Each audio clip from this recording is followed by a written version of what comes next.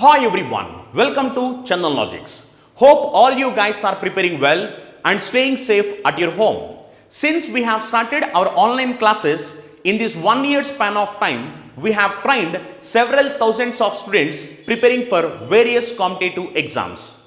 If you want to meet our expert faculty team, you can meet our expert faculty team and we are going to come across with best and unique content which will help you to crack your examinations in a smart way.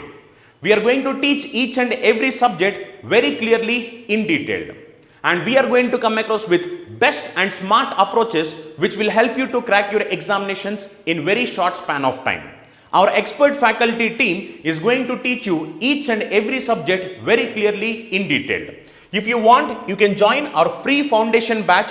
This free foundation batch, you need not pay any money for this. And in this free foundation batch, you can meet our expert faculty team who are going to teach each and every subject very clearly in detail.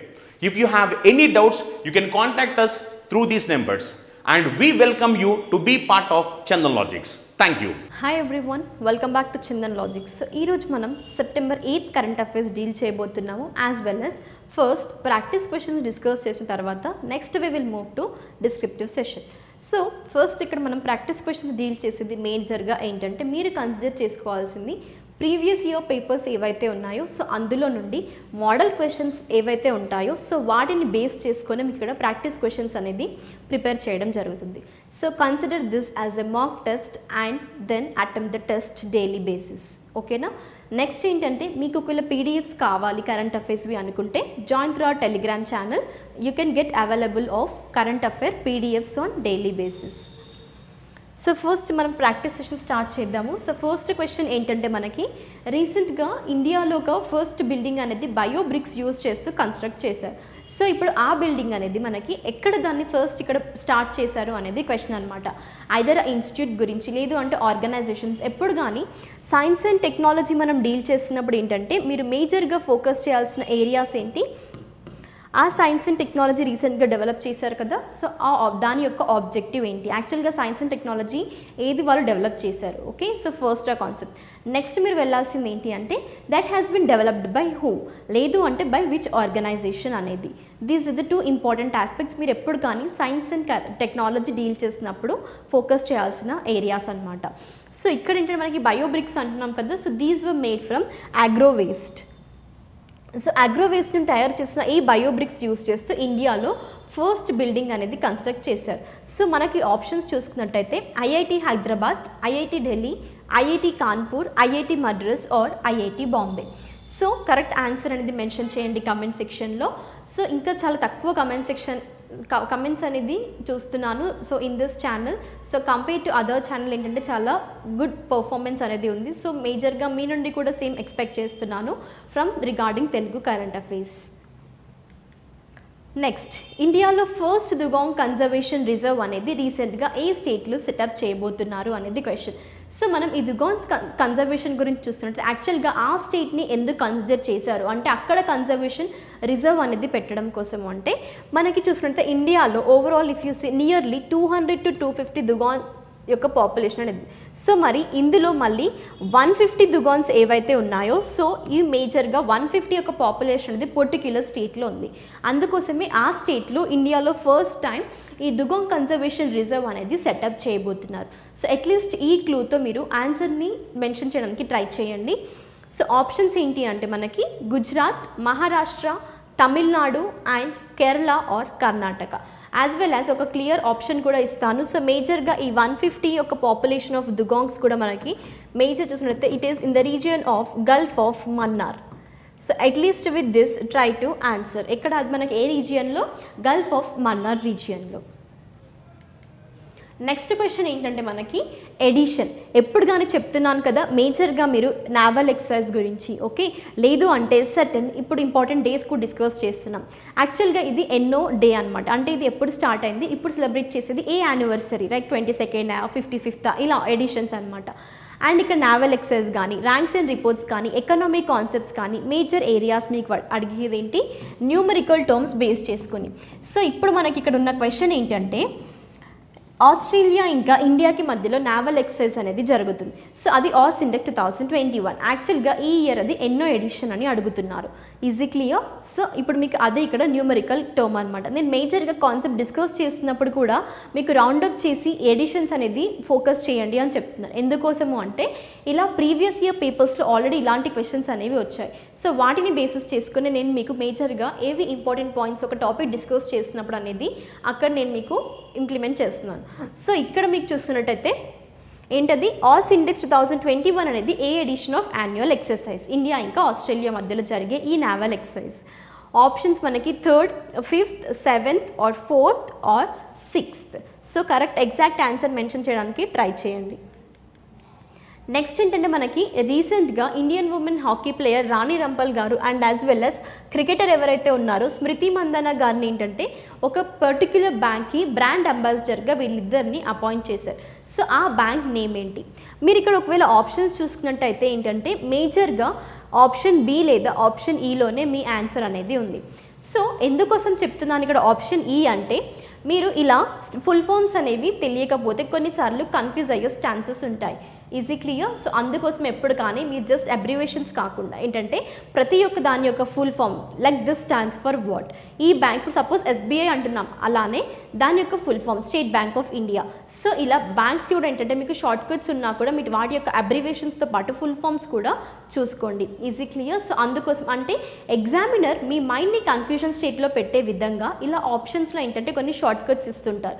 So అప్పుడు మీకు exact answer ఏంటి అనేది కొన్నిసార్లు తెలియకపోవచ్చు. So అందుకోసమే ఏదైనా deal చేసినప్పుడు వాటి యొక్క ఫుల్ ఫామ్స్ కానీ ఓకే, సో వాటి యొక్క అబ్రివేషన్స్ అనేది డీటెయిల్గా తెలుసుకోండి. నెక్స్ట్ రీసెంట్గా మనం డిస్కస్ చేసిన ఇంపార్టెంట్ డేస్లో ఏంటి అంటే ఈ ఫుడ్ ప్రాసెసింగ్ వీక్ గురించి. మనకి ఎప్పుడు కానీ ఇంపార్టెంట్ డేస్ డిస్కస్ చేస్తే డేట్, థీమ్ అండ్ ఆబ్జెక్టివ్ పైన క్వశ్చన్స్ రైజ్ అవుతాయి. సో ఈరోజు నేను మీకు మన క్లాస్లో మేజర్గా రైజ్ చేసిన క్వశ్చన్స్ ఇంపార్టెంట్ డేస్ గురించి ఏంటంటే డేట్స్ పైననే ఫోకస్ చేశాను ఈరోజు క్లాస్లో. సో అంటే ఒక్కొక్క రోజు కొన్ని, ఇప్పుడు సపోజ్ మనం ప్రీవియస్ క్లాస్లో థీమ్స్ గురించి అడిగాను, అంతకుముందు క్లాస్లో ఏంటంటే ఆబ్జెక్టివ్ గురించి, పర్టికులర్ డే సెలబ్రేట్ చేయడానికి వాటి యొక్క ఆబ్జెక్టివ్ ఏంటి అనేది. సో ఇక్కడ మనకు క్వశ్చన్ వచ్చేసి ఏంటి అంటే ఈ ఫుడ్ ప్రాసెసింగ్ వీక్ ఏదైతే ఉందో సో ఇదేంటంటే మనకి అబ్జర్వ్ చేసేది ఎవరు, which is observed by ministry of food processing industries అనమాట. సో అది ఎప్పటి నుండి ఎప్పటి వరకు అంటే ఏ వీక్లో అబ్జర్వ్ చేస్తారు అనేది, రైట్. సో ఇక్కడ మనకి ఆప్షన్స్ ఏంటి అంటే సెప్టెంబర్ 10th నుండి 16th వరకు 2021, లేదా 9th to 15th or 8th to 14th, 7th to 13th or 6th to 12th of 2021.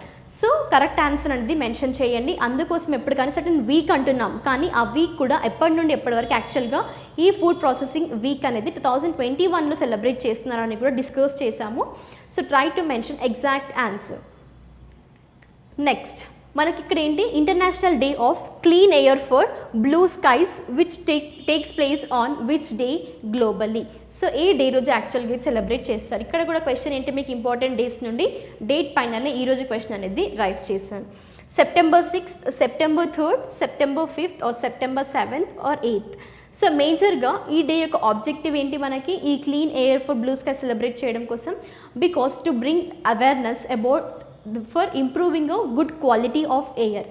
ఎందుకోసము అంటే మనకి ఒక గుడ్ క్వాలిటీ ఆఫ్ ఎయిర్ అనేది ఉంటే it will be helping and benefited through for many areas like health కానీ okay, and as well as you can see environment, economy. So all these areas this will be related. So అందుకోసమే ఈ clean air అనేది important. So దాని యొక్క awareness తీసుకురావడం కోసమే and air యొక్క clean air యొక్క క్వాలిటీ అనేది ఇంప్రూవ్ చేయడం కోసమే ఈ international day of clean air for blue skies అనేది ఎవ్రీ ఇయర్ ఎప్పుడు సెలబ్రేట్ చేస్తారు అనేది ఇక్కడ క్వశ్చన్ అనమాట.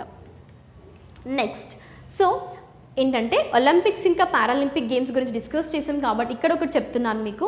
సో మేజర్గా ఎలాంటి క్వశ్చన్స్ అనేవి ఈ ఒలింపిక్ నుండి పారాలింపిక్ గేమ్స్ నుండి అడుగుతుంటారు. ఎప్పుడు కానీ చూడండి మీరు ఏదైనా కూడా not only from this topic, A topic అయినా కూడా మీరు ఎప్పుడు కానీ ఒక హ్యాబిట్ చేసుకోండి. ఏంటి హ్యాబిచుయేషన్ అంటే reading question twice or thrice then only you answer the question. Because కొన్నిసార్లు చిన్న చిన్న మైనర్ పార్ట్స్ అనేవి మిస్టేక్ జరుగుతుంటాయి. సో అందుకోసమే ఫస్ట్ క్వశ్చన్ని ప్రాపర్గా రీడ్ చేసిన తర్వాత then you move to options. So డైరెక్ట్గా క్వశ్చన్ చదివి ఆన్సర్ చేయక. సపోజ్ ఇక్కడ ఇన్ కేస్ చెప్తున్నాను, ఈ క్వశ్చన్లో ఎలా అంటే who was the flag bearer at the closing ceremony of Tokyo Paralympics 2020. యాక్చువల్గా మనకి రీసెంట్గా ఒలింపిక్స్ ఇంకా పారాలింపిక్ గేమ్స్ అయ్యాయి. అందులో కూడా ఫ్లాగ్ బేరర్ నేమ్స్ ఏంటంటే చేంజ్ అవుతుంటాయి ఓపెనింగ్ సెరమనీకి, క్లోజింగ్ సెరమనీకి. సో ఇక్కడ ఏంటంటే క్లోజింగ్ సెరమనీ గురించి అడుగుతున్నారు. అండ్ ఇంకా మేజర్గా చూసుకోవాల్సింది ఏంటి, మరి క్లోజింగ్ సెరమనీ ఒలింపిక్ గేమ్సా లేదా పారాలింపిక్ గేమ్సా? Paralympic games. కొన్నిసార్లు మీరు నార్మల్ క్వశ్చన్ చదువుతూ ఓకే ఫ్లాగ్ బేరర్స్ అని వచ్చింది కదా, ఆప్షన్స్లో ఏదో ఒక పర్సన్ నేమ్ గుర్తుంటే మీరు దాన్ని ట్రిక్ చేస్తుంటారు. సో అలా తొందరపడకుండా ఏంటంటే క్వశ్చన్ని థ్రైస్గా క్లియర్గా చదివిన తర్వాత closing ceremony for Paralympics okay, లేదు అంటే opening ceremony for Paralympics flag bearers ఎవరు, ఆర్ ఎల్స్ ఓపెనింగ్ సెరమనీకి flag bearers for Olympic games. Okay, so అంటే ఇక్కడ మీరు క్లారిటీ తెచ్చుకోండి, పారాలింపిక్స్ అడుగుతున్నారా ఒలింపిక్స్ అడుగుతున్నారా, లేదా పారాలింపిక్స్ ఒలింపిక్స్ క్లియర్ ఉంటే వాటి యొక్క క్లోజింగ్ సెరమనీకా ఓపెనింగ్ సెరమనీకా. So these are the major areas మీరు ఈ ఫ్లాగ్ బేరర్స్ గురించి చూసుకోవాలి. సో ఆప్షన్స్ ఏంటంటే మనకి ఇక్కడ Krishna Nagar garu, Avani Lekhara, or Pramod Bhagat, Manoj Bhagat or Manish Narwal. So దీంతో మన ప్రాక్టీస్ సెషన్ అనేది ఫినిష్ అయింది. So now we will move to descriptive part. So మనకి ఇక్కడ ఫస్ట్ టాపిక్ ఏంటంటే TRIFED and ministry of external affairs ఏంటంటే కొలాబరేట్ అవి these are going to set up Atmanirbhar Bharat corners అనమాట. సో ఈ ఆత్మనిర్భర్ భారత్ కార్నర్స్ కూడా in 75 Indian missions or embassies across the world in next 3 months. So ఇక్కడ 75 ఎందుకు ఫోకస్ చేస్తున్నారు, right? So 75 embassies foreign countries in India అంటే why, because 75 India is going to celebrate 75 years of independence, right? So as a part of దీంట్లో భాగంగానే మేజర్గా ఇక్కడ consider చేసేది ఈ 75 ఇండియన్ మిషన్స్ అనమాట. క్లియర్ కదా? సో ఇప్పుడు ఏంటంటే ఈ ఆత్మనిర్భర్ భారత్ కార్నర్స్ అంటున్నాం. సో వీటి ద్వారా ఈ ట్రైఫెడ్ ఇంకా మినిస్ట్రీ ఆఫ్ ఎక్స్టర్నల్ అఫైర్స్ అంటున్నాం. సో దీని యొక్క ఆబ్జెక్టివ్ ఏంటి, టు కొలాబరేట్ అయ్యి ఇప్పుడు వీటిని సెటప్ చేయడం కోసం అంటే ఈ ఆత్మనిర్భర్ భారత్ కార్నర్స్ ద్వారా they are going to procure or else proclaim about the arts and craft products which were made by tribal people. Is it clear? So అందుకోసమే ఈ ఆత్మనిర్భర్ భారత్ కార్నర్స్ని సెటప్ చేయబోతున్నారు. అండ్ ఇప్పుడు మనం 75 కంట్రీస్ అంటున్నాం కదా, that is about like foreign countries taking part ఏంటంటే like some of examples మీరు చూస్తున్నట్టయితే ఇక్కడ ఏంటంటే like Thailand, Bangkok and as well as Indonesia, US, is it clear, Jamaica, Israel, so and more. Next ఏంటంటే మనం ఇక్కడ చూసుకోవాల్సింది ఫస్ట్ ఈ ఆత్మనిర్భర్ భారత్ కార్నర్ ఏదైతే ఉందో సక్సెస్ఫుల్గా ఇనాగరేట్ చేశారు. ఎక్కడ అంటే ఇండియన్ ఎంబసీ ఇన్ బ్యాంకాక్ ఇంకా థాయిలాండ్. ఎప్పుడు అది మనకి August 15, 2021 రోజున. దెన్ ఇక్కడ మీరు చూసుకోవాల్సింది ఏంటంటే స్టాటిక్ పార్ట్ కవర్ చేయాలి. ఇప్పుడు మనం కరెంట్ అఫైర్స్ గురించి డిస్కస్ చేసాం, okay, what is the concept అనేది. కానీ స్టాటిక్ పార్ట్కి వెళ్ళినట్టయితే ట్రైఫెడ్ అంటున్నాం. What is that? Tribal cooperative marketing development federation of India అనేది మనకు యాక్చువల్గా ఇది ఎప్పుడు ఎస్టాబ్లిష్ అయింది, ఫస్ట్ 1987లో మనకి ఇది ఎస్టాబ్లిష్ అయింది. Next it comes under which ministry? So portfolio అనేది చాలా ఇంపార్టెంట్. ఇక్కడ మేజర్గా క్వశ్చన్స్ అనేది స్టాటిక్ పార్ట్ నుండి రైస్ అయితే మీకు మినిస్ట్రీ కూడా కవర్ అయ్యే ఛాన్సెస్ ఉంటాయి. సో ఇక్కడ మినిస్ట్రీ ఆఫ్ ట్రైబల్ అఫైర్స్ అనేది మేజర్ రోల్ అనేది ప్లే చేస్తుంది ఈ ట్రైఫెడ్లో. And as well as static part which is related to ministry of external affairs. So minister వచ్చేసి మనకి ఇక్కడ ఎవరు? ఎస్ జయశంకర్ గారు.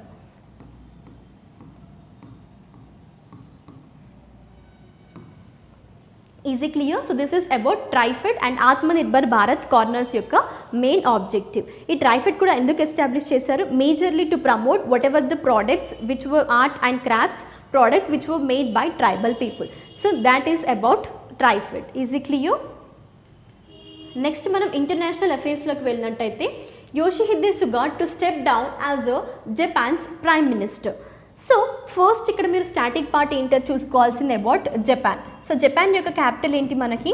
టోక్యో. రీసెంట్గా కూడా మనం ఒలింపిక్స్ గురించి కూడా డిస్కస్ చేస్తున్నాము. సో అట్లీస్ట్ అప్పుడైనా కవర్ చేయాలి మీరు. జపాన్ టోక్యోలో అవి ప్లేస్ చేసుకున్నాయి. సో క్యాపిటల్ వచ్చేసి మనకి జపాన్. నౌ మనం ఇంటర్నేషనల్ రిలేషన్స్ గురించి డిస్కస్ చేస్తున్నాం కాబట్టి ఇండియా ఇంకా జపాన్కి ఎలాంటి రిలేషన్స్ ఉన్నాయి యాక్చువల్గా? సో ఇక్కడ ఇండియా ఇంకా జపాన్ అనేది ఏంటంటే మేజర్గా you can see economic cooperation కానీ. సో వీళ్ళ యొక్క మెయిన్ ఫోకస్ అనేది if you see common vision ఏంటి అంటే regarding like occurring about peace, security, stability అనమాట between these two nations. And as well as if you see మేజర్గా ఏంటంటే ఇక్కడ ఎకనామిక్ కోఆపరేషన్ అంటున్నాం. యాజ్ వెల్ యాజ్ ఇవి ఏంటంటే జపాన్ ఇంకా ఇండియా అనేది ప్రీవియస్గా 2012లో ఎప్పుడు అది మనకి 2012లో ఏంటంటే banks which were related from India and as well as bank of Japan కూడా ఒక అగ్రిమెంట్ చేశాయి. ఓకే, అంటే ఇక్కడ రిలేటెడ్ ఫర్ ఎకనామీ సెక్టర్ అనమాట. సో ఇలా various what we can say the relationship between and the agreements between ఇండియాకి ఇంకా జపాన్కి అనేవి ఉన్నాయన్నమాట. సో ఈవెన్ మ్యానుఫ్యాక్చరింగ్ సపోర్ట్ కానీ as well as like initiatives ఏవైతే మేక్ ఇన్ ఇండియా కూడా ఉన్నాయో, సో ఇలాంటి కొన్ని ఇనిషియేటివ్స్ కూడా జపాన్ అనేది సపోర్ట్ ఇస్తుంది అనమాట. సో ఇలా వేరియస్ ఏరియాస్లో ఇండియాకి ఇంకా జపాన్కి ఒక గుడ్ స్ట్రెంగ్త్ బాండ్ అనేది ఉంది. So this is about India and Japan relationship. యాక్చువల్గా ఇప్పుడు మనం టాపిక్లోకి వెళ్తే ఏంటంటే ప్రైమ్ మినిస్టర్ ఎవరైతే ఉన్నారో జపాన్కి, సుగా గారు, సో ఇప్పుడు ఏంటంటే తను స్టెప్ డౌన్ అవ్వబోతున్నారు. యాక్చువల్గా మరి ప్రీవియస్గా తను యాక్చువల్గా ప్రీవియస్గా ఉన్న ప్రైమ్ మినిస్టర్ ఎవరిని తను రీప్లేస్ చేశారు అంటే షినో అబే గారిని తను రీప్లేస్ చేశారు. సో షింజో అబే గారు ఏంటంటే రిజైన్ చేశారు. ఎప్పుడు అది మనకి లాస్ట్ సెప్టెంబర్లో తనకు ఒక ఇల్ హెల్త్ ఉండడం ద్వారా తను రిజైన్ చేశారు. మేజర్గా తను సపోర్ట్ చేసిన ratings which was sink to below 30% అనమాట. As a nation struggle with this worst wave of like this COVID-19 infections ఏవైతే ఉన్నాయో అది మెయిన్ రీజన్ అనమాట. And that is ahead of general election this year. So ఇప్పుడు ఏంటంటే మనకి యోషిహిదే Japanese prime minister ఎవరైతే ఉన్నారో సుగా గారు, he's going to step down and setting the stage for new premier and as well as after a year. తను last year appoint అయ్యారు, ఈ ఇయర్ రిజైన్ చేయబోతున్నారు. He's going to step down after a 1 year tenure which was un unpopular COVID-19 response and rapidly dwindling public support. తన యొక్క image కూడా చూసుకోవచ్చు మీరు, సుగా గారి యొక్క image. He's going to step down now as Japan prime minister. Next అపాయింట్మెంట్స్లోకి వెళ్ళినట్టయితే సతీష్ పారేఖ్ గారు రీసెంట్గా ఇంటర్నేషనల్ రోడ్ ఫెడరేషన్ ఆఫ్ ఇండియాకి ప్రెసిడెంట్గా అపాయింట్ అయ్యారు, right. So international road federation ఏదైతే ఉందో మనకి IRF అనేది ఇన్ ద ఇయర్ 1948లో ఎస్టాబ్లిష్ అయింది.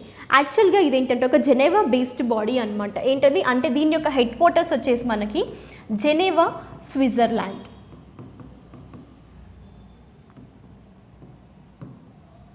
సో ఏంటిది headquarters of IRF.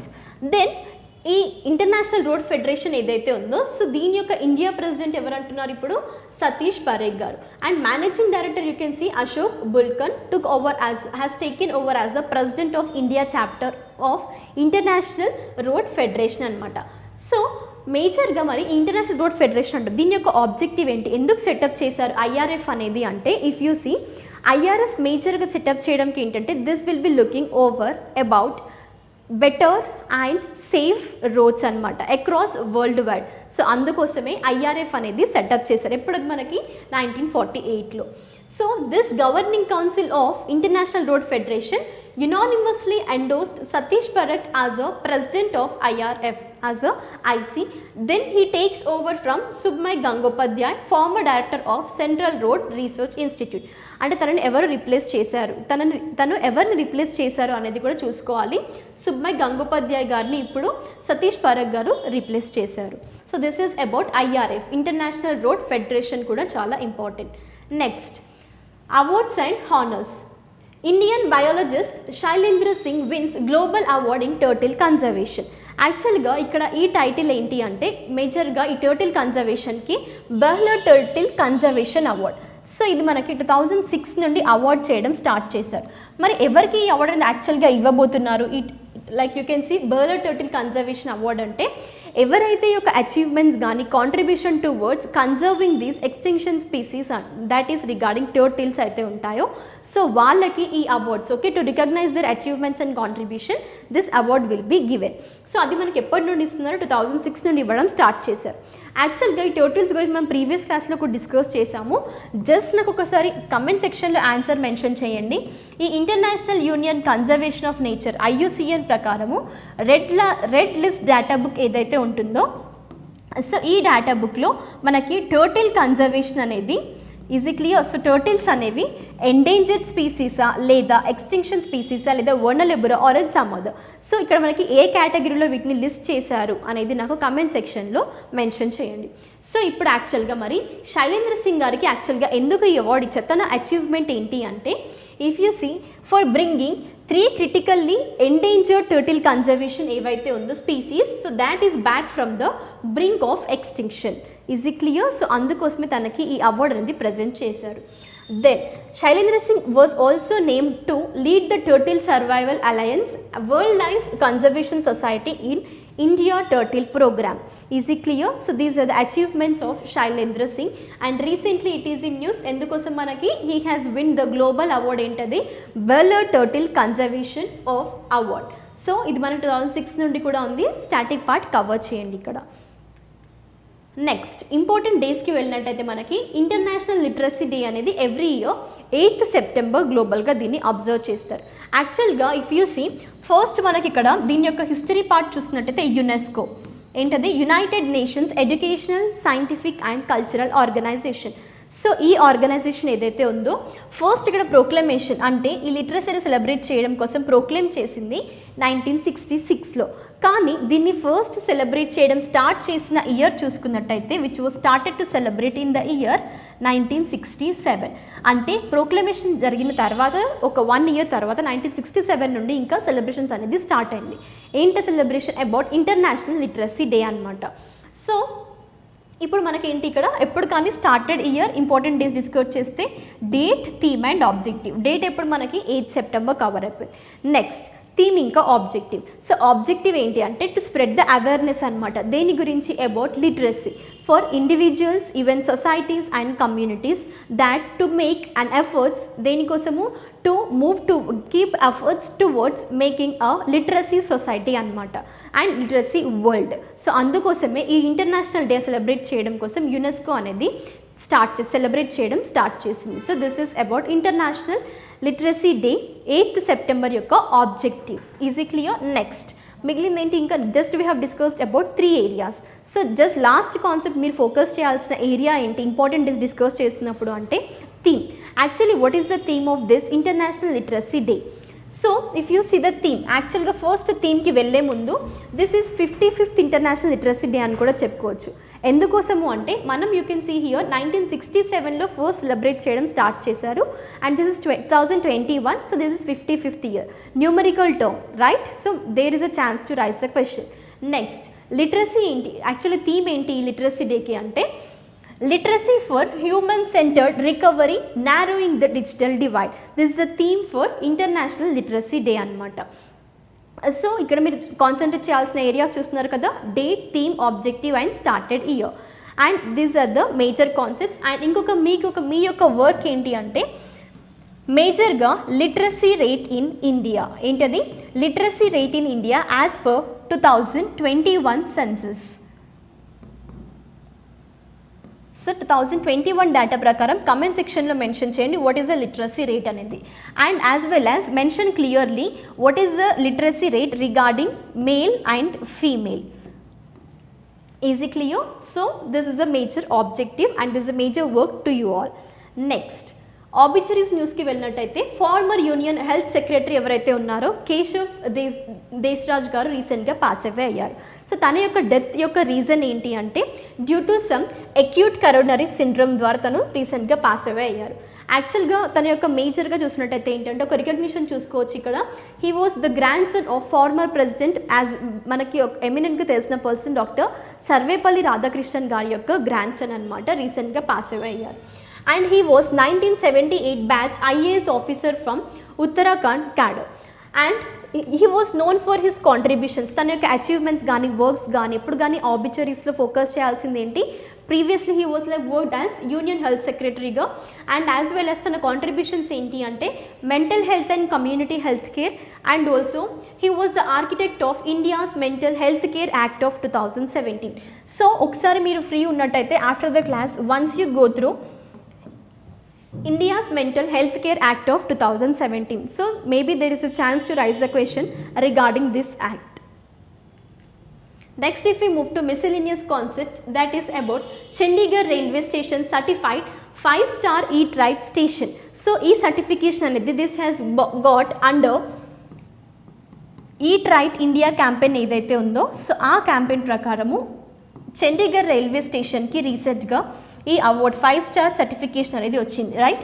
So this is about eat right India movement.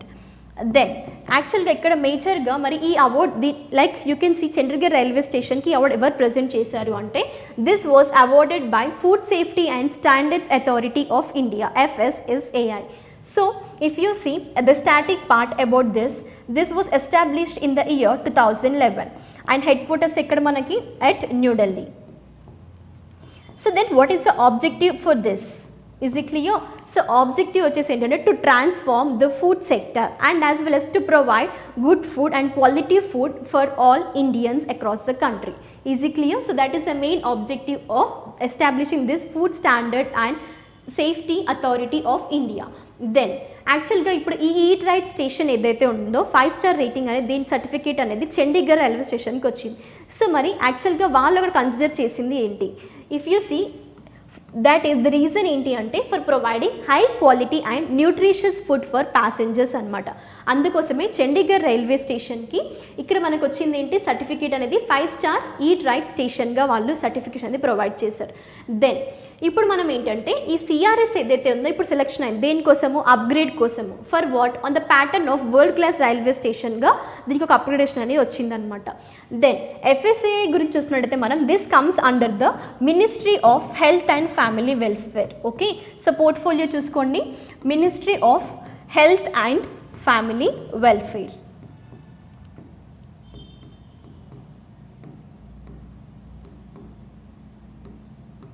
Is it clear? So this is the main concept అనమాట. అంటే portfolio గురించి ఒకవేళ అడిగే ఛాన్సెస్ ఉంటే మనకి ఏంటంటే static part of food safety and standard authority of India గురించి ఒకవేళ స్టాటిక్ పార్ట్ కవర్ చేస్తే మేజర్గా ఈ 3 ఏరియాస్ అనమాట. Established here headquarters and comes under which ministry of health and family welfare. So this is all about today's current affairs. So ఇప్పుడు మనం class like we have came to the conclusion. So let us end our class. And today concept మీరు focus చేయాల్సిన areas ఏంటి అంటే ఈ FSAI గురించి and as well as international road federation IRF and as well as international literacy day గురించి. These are the 3 important concept. And also ఇండియాకి ఇంకా జపాన్కి ఉన్న రిలేషన్స్ గురించి just make a notes of 5 to 6 points. ఓకేనా? So thank you every one. We will meet you in the next class. Until that, stay tuned and stay safe, stay home.